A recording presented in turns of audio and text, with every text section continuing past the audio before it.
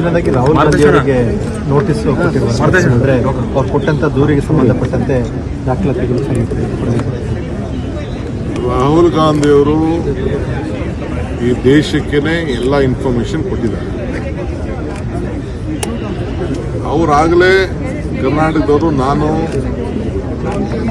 CEO ಭೇಟಿ ಮಾಡಿದಾಗ ನಮ್ಮ ಇನ್ಫಾರ್ಮೇಶನ್ ನಮ್ಮ ಎಲೆಕ್ಷನ್ ಕಮಿಷನ್ ಇವ್ರನ್ನ ಭೇಟಿ ಮಾಡಿದಾಗ ಅವ್ರು ಏನು ಮಾತಾಡಿದ್ದಾರೆ ಅದ್ರ ಬಗ್ಗೆ ಎಲ್ಲ ರಿಸರ್ಚ್ ಮಾಡಿದ್ದೀವಿ ಅಂತ ಹೇಳಿದ್ರು.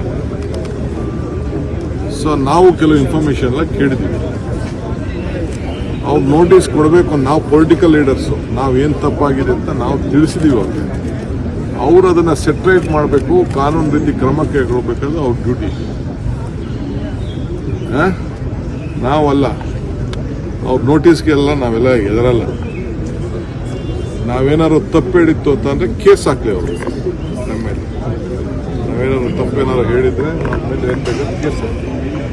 ನಾವು ರಿಸರ್ಚ್ ಮಾಡಿದ್ದೀವಿ, ನಮಗೂ ಗೊತ್ತು. ನಾವೇನು ಎಲೆಕ್ಷನ್ ಕಮಿಷನ್ ಈಗ ಎಲೆಕ್ಷನ್ ಪಿಟಿಷನ್ ಏನು ನಾವೇನು ಹಾಕಿಲ್ಲ. ನಾವು ಏನೇನು ತಪ್ಪಾಗಿದೆ ಅಂತ ತಿಳಿಸಿದ್ದೀವಿ. ಇನ್ನೊಂದು ದೊಡ್ಡ ಆಪರ್ಚುನಿಟಿ ನನಗಿದೆ, ಈಗ ನಾನು ಅದನ್ನ ಡಿಸ್ಕ್ಲೋಸ್ ಮಾಡೋಕ್ಕೆ ಹೋಗಲ್ಲ.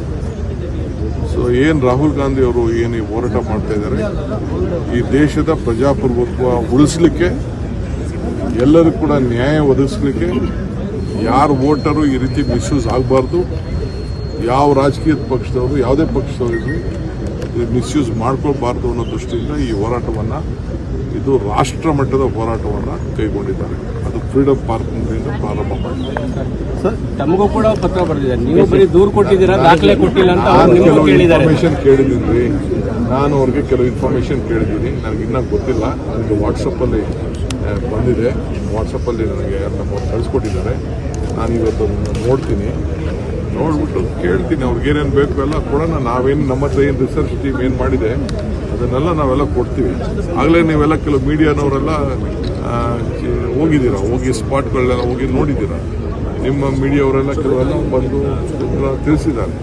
ನಂಬರ್ ಸರಿ ಇದೆಯೋ, ಜನಸಂಖ್ಯೆ ನಂಬರ್ ಇದೆಯೋ, ವೋಟ್ ಎಷ್ಟು ಇದೆಯೋ ಎಲ್ಲ ತಿಳಿಸಿದ್ದಾರೆ. ತೇಜಸ್ವಿ ಅವರು ಕೂಡ ಹೇಳಿದ್ದಾರೆ, ಡೆಪ್ಯೂಟಿ CMಗೆ 2 ಔಟ್ ಪಡಿಕೊಂಡವ್ರೆ ಅಂತ ಬಿಹಾರಲ್ಲಿ, ಅದು ಕೂಡ ಹೇಳಿದ್ದಾರೆ. ಜವಾಬ್ದಾರಿ ಇರುವ ಅವ್ರಿಗೆ ಎಲೆಕ್ಷನ್ ಕಮಿಷನ್ ನೋಡೋಕ್ಕಾಗಿಲ್ವ ಅದನ್ನು. ಸೊ ಅಲ್ಲಿ ಬೇಕಾದಷ್ಟು ತಪ್ಪುಗಳಾಗಿದೆ.